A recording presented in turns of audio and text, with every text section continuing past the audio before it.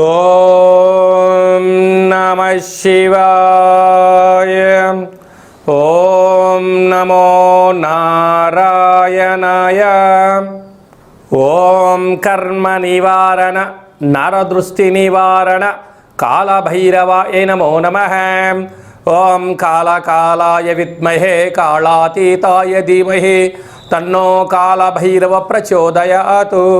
హరి ఓం.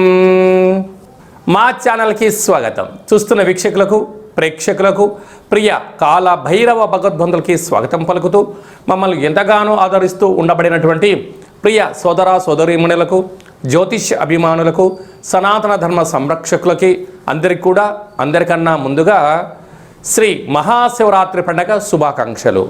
అంటే మన పెద్దవారు చెప్తుంటారు, ఏ రోజు మనం ఉపవాసం ఉండినా ఉండకపోయినా జన్మకో శివరాత్రి అంటూ ఉంటారు.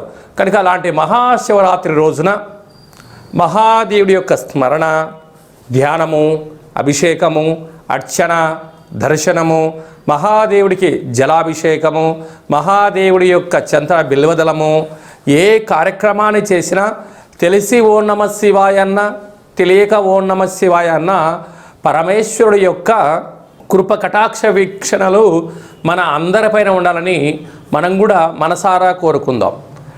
కలియుగ కాలంలో కష్టాలను, నరదృష్టిని, శత్రు ప్రభావాలను కలిగించేటువంటి అనేక దుష్టగ్రహాలు ప్రవహిస్తూ ఉంటాయి మన అందరిపైనను కూడా. మనల్ని రక్షించే కాళభైరవుడు మన చెంతగా ఉండగా మనకేల చింత? కనుక ఈ మాఘమాసంలో సంపూర్ణమైనటువంటి అసితాంగ కాళభైరవ స్వామికి స్మరణ చేత బ్రహ్మ మనకి ఏదైతే లలాట స్థానంలో రాశాడో వాటిని సంపూర్ణంగా కష్టాలను తొలగించుకొని ఐశ్వర్యప్రదాతమైనటువంటి సువర్ణ అధ్యాయానికి స్వాగతం పలకాలని మనం కూడా మనసారా కోరుకుందాం. 1వ తారీఖు 2వ నెల 2026 నుండి 28/2/2026 వరకు పుట్టినటువంటి వారందరికీ కూడా ముందస్తుగా జన్మదిన శుభాకాంక్షలు. గతంలో వివాహం చేసుకున్న వారికి వివాహ వార్షికోత్సవ శుభాకాంక్షలు. ద్వాదశ రాశుల్లో గ్రహ గమనాలు వీక్షింపచేద్దాం. మిథున రాశిలో దేవగురు బృహస్పతి సంచార స్థితి, సింహరాశిలో కేతు సంచార స్థితి, విశేషంగా మకర రాశిలో చతుర్గ్రహ సంచార స్థితి. ఎన్నడూ లేని విధంగా కన్నీ విని ఎరుగని రీతిలో మకర రాశిలో చతుర్గ్రహ సంచార స్థితి ఈ మహాశివరాత్రి సందర్భంగా మాస ప్రారంభంలో జరుగుతుందని చెప్పి గమనించాలి. ఆత్మకారకుడు రవి, రుణరోగ శత్రుకారకుడు కుజుడు, బుద్ధికారకుడు బుధుడు, కలత్రతకారకుడు శుక్రుడు మకర రాశిలో సంచార స్థితి. రవి బుధులు కలిసి ఉండడం వలన బుధాదిత్య రాజయోగము అని చెప్పి జ్యోతిష్య శాస్త్రం మనకు బోధిస్తుంది. కుంభరాశిలో రాహు సంచార స్థితి, మీనరాశిలో శని సంచార స్థితితో ద్వాదశ రాశుల్లో గ్రహ గమనాలు ఈ విధంగా ఉన్నాయి. కుంభరాశి వారికి ఒకవైపు ఏళ్ళనాటి శని చివరార్ధ సంచార స్థితి జరుగుతూ ఉండగా, విశేషంగా పంచమ స్థానంలో గురు సంచార స్థితి, వ్యయంలో చతుర్గ్రహ సంచార స్థితి జరుగుతూ ఉండగా వచ్చినటువంటి మాఘ పూర్ణిమ రవి పుష్యార్క యోగాన్ని ఎలా పొందాలి, గ్రహదోషాన్ని తొలగించడం వలన రియల్ ఎస్టేట్ వ్యాపారస్తులు, సకలమైనటువంటి సేవా రంగాల్లో ఉండబడిన వారు, ప్రభుత్వ రంగాలుగా ఉండబడిన వారి యొక్క ఆర్థిక ఇబ్బందులను ఎలా అధిగమించాలో ఈ వీడియోలో సవివరంగా సంపూర్ణంగా తెలుసుకుందాం. కుంభరాశిలో ఏ నక్షత్రాలు వస్తారుగా? ధనిష్ఠా నక్షత్రంలోని 3వ పాదం, 4వ పాదం, శతభిష నక్షత్రంలోని 4 పాదాలు, పూర్వభాద్ర నక్షత్రంలోని 1, 2, 3 పాదాలు కలిపితే కుంభరాశి. రాశాధిపతి శని భగవానుడు. వీరికి రాశిలోనే రాహు సంచార స్థితి ఉండడం వలన అంటే వీరికి ఆకలి ఎక్కువ, ఆవేశం ఎక్కువ, ఆలోచన ఎక్కువ, అనంత సంపద కోట్ల రూపాయల్లో రావాలి అనే స్వభావం కలిగి ఉంటుంది. కానీ పెద్దవారు చెప్తూ ఉంటారు, దీపం ఉండగానే ఇల్లు చక్క పెట్టుకోగాలి, పరిస్థితులు అనుకూలంగా లేనప్పుడు మౌనంగా ఉండాలి, ఎదిగే కొద్దీ ఒదిగి ఉండాలని చెప్తూ ఉంటుంది. కనుక ప్రస్తుత కాలమాన ప్రకారంగా వీటన్నిటినీ అనుసరించాలి. 2వ స్థానంలో ధనవాకు కుటుంబ స్థానంలో శని భగవానుడు జలరాశిలో ఉండడం వలన వీరి యొక్క ఆలోచనలు ఊహాతీతం. అంటే 100 కోట్ల వ్యాపారాలు ఎలా చేయాలి, తెలివితేటలు పెట్టుబడులు ఎలా పెట్టాలి, జనాన్ని ఎలా ఆకర్షించాలి, వ్యాపారాలను ఎలా ఆకర్షించాలి, కొత్తదనం ఉత్పత్తులు ఎలా చేయాలి, ఆకాశంలో ఏమైనా స్థలం దొరికితే ఎలా అమ్మేయాలి అనేటువంటి భావన కలుగుతూ ఉంటుంది.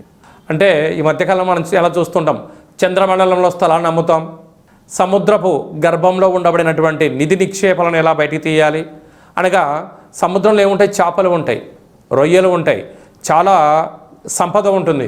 అంటే షిప్లలో అంటే సముద్ర గర్భంలో ఉండే వ్యాపారాలు చేయాలని ఉంటుంది. కానీ ఇప్పుడు అంత సరైన సమయం కాదు అని చెప్పి కూడా గమనించగలగాలి.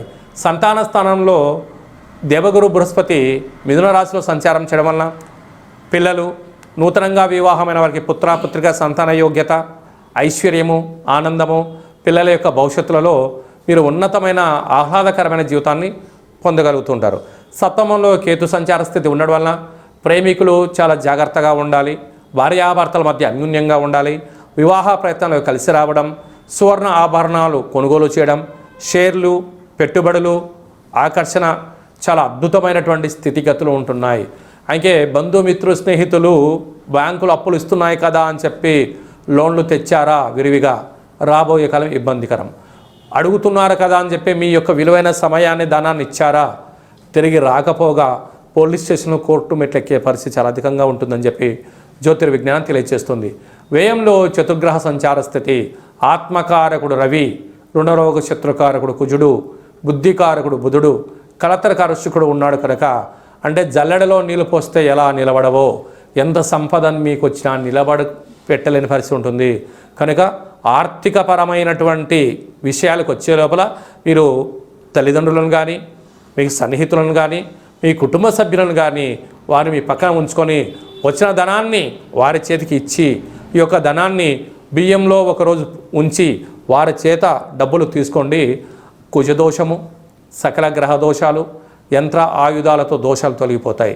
కనుక సద్బుద్ధి, సద్జ్ఞానము, సత్ప్రవర్తన వలన ఉన్నతమైన జీవితం పొందగలగాలి అన్నట్టయితే తెల్ల జిల్లేడు వృక్షం దగ్గర ప్రదక్షిణ, నువ్వుల నూనె దీపము, వసతి కలిగితే తెల్ల జిల్లేడు వేరు తెచ్చుకొని సింధూరం పోసి లక్ష్మీ గణపతి హోమాన్ని చేసుకొని ఇంట్లో ఉంచుకోవడము, మహాదేవుడికి మహాశివరాత్రి సందర్భంగా బెల్లం నీటితో లేకుంటే చక్కెర రసంతో అభిషేకం చేయడము, అలాగనే పాలతో పంచామృతములతో అభిషేకం చేసి ఈ తీర్థాన్ని భక్తులకు పంచగలిగినట్లయితే సకల దోషాలు తొలగిపోతాయి. రియల్ ఎస్టేట్ వ్యాపారస్తులు, ఐరన్ వ్యాపారస్తులు, కార్లు, షోరూంలు, ఇనుప వస్తువులతో వ్యాపారం చేసేవారు, వంటింటి సామాగ్రి, సంపూర్ణమైనటువంటి ఆహార ఉత్పత్తులు, హోటల్ బిజినెస్ చేసేవారు ఎంతో జాగ్రత్త అవసరం అని చెప్పి జ్యోతిర్విజ్ఞానం తెలియచేస్తుంది. ఈ ఫిబ్రవరి మాసంలో మరియు మాఘమాసంలో ముఖ్యమైనటువంటి పండుగల గురించి క్లుప్తంగా, సవివరంగా, సంపూర్ణంగా మనం తెలుసుకుందాం. మనకు 1వ తారీఖు ఫిబ్రవరి నెల 2026వ సంవత్సరము ఆదివారం, మాఘ పూర్ణిమ, అందులో పుష్యమీ నక్షత్రం. ఎంత విశేషం అంటే ఆదివారం పుష్యమీ నక్షత్రం వస్తే రవి పుష్యార్క యోగము, గురువారం రోజు పుష్యమీ నక్షత్రం వస్తే గురు పుష్యార్క యోగము అంటారు. కనుక ఆదివారం రోజు పుష్యమీ నక్షత్రం రావడం వలన మాఘస్నానము అంటే సముద్ర స్నానము, శ్రీ రమా సహిత సత్యనారాయణ స్వామి వ్రతము, గృహంలో ఆధ్యాత్మికమైన కార్యక్రమాలు చేసుకోవడం, శక్తి కలిగితే అభిషేకం చేసుకోవడం యోగదాయకం. ఆదివారం రోజు పూర్ణిమతో కూడుకున్న పుష్యమీ నక్షత్రం అవ్వడం వలన పుష్యమీ నక్షత్రాధిపతి శని భగవానుడు కర్కాటక రాశిలో ఉంటుంది. ఆదివారం రోజు రావడం వల్ల అర్కము అనగా తెల్ల జిల్లేడు వృక్షము, అనగా భూమిలో నుంచి ఆ యొక్క తెల్ల జిల్లేడు యొక్క వేరును పెకిలిస్తే బయటికి వచ్చేటువంటి భగవంతుడు స్వరూపమే శ్వేతార్క గణపతి అంటారు. అంటే శ్వేతార్కము తెల్ల జిల్లేడు యొక్క వృక్షంలో సహజ సిద్ధంగా ఏర్పడేటువంటి వినాయకుడి స్వరూపము. కాజీపేట క్షేత్రంలో సాక్షాత్తుగా స్వామివారి యొక్క కొలువై ఉండబడిన క్షేత్రంగా మనం గమనించాలి. స్వామివారిని స్మరించిన, ధ్యానించిన ఆ శ్వేతార్క గణపతిని తీసుకొని వచ్చి శుభ్రంగా కడిగి, అంటే మట్టిలో భూమిలో ఉంటుంది కనుక సింధూరం పోసి ఒక లక్ష్మీ గణపతి హోమం చేసుకొని గృహంలో పూజా మందిరంలో ఉంచుకున్నట్లయితే మనకు రాబోయే 7 తరాల వారికి విద్య, ఉద్యోగ, రాజకీయ క్షేత్రాల యందు తిరుగు ఉండదు అని చెప్పి గమనించాలి.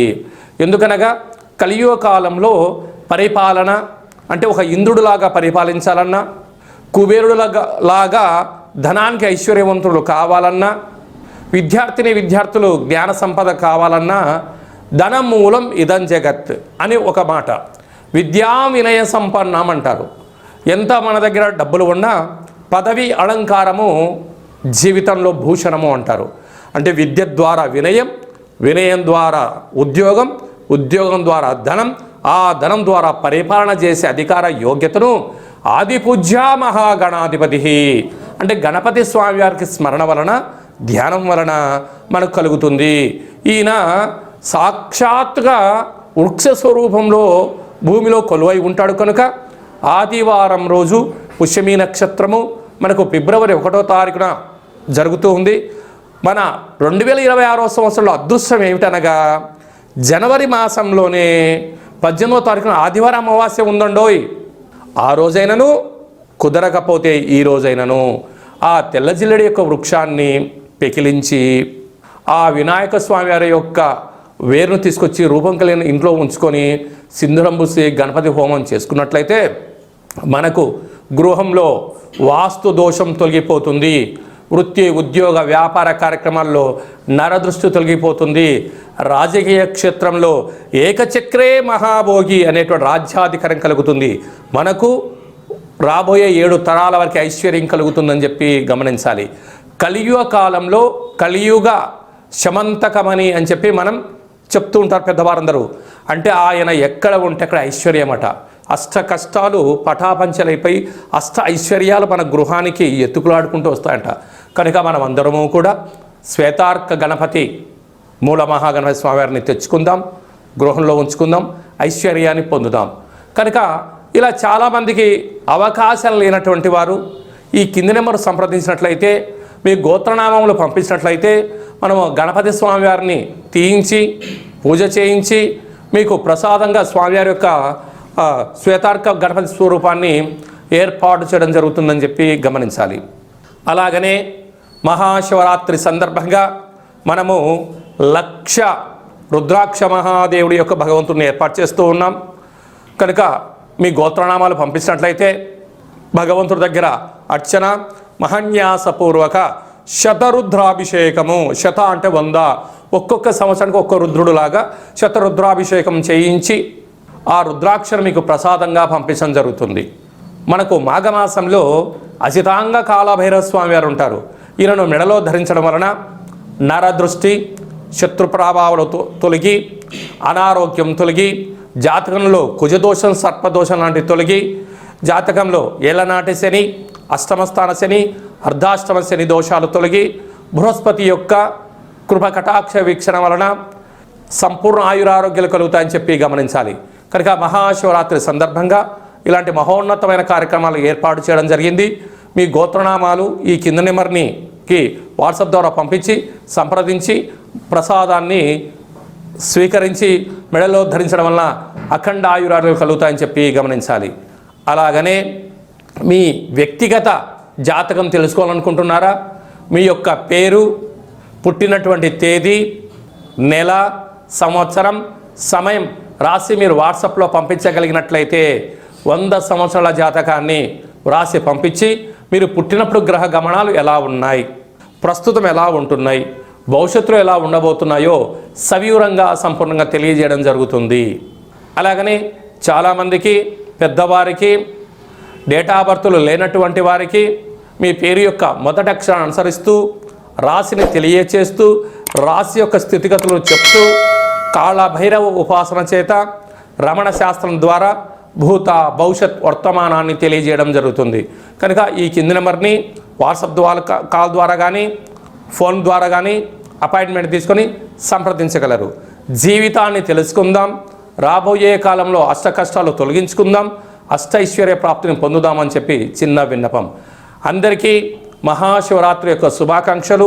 మహాదేవుడి యొక్క ఆశీస్సుల వలన నిండు 100 ఏళ్ల ఆయుర ఆరోగ్యాలని ప్రసాదించాలని మనం కూడా మనసారా కోరుకుందాం.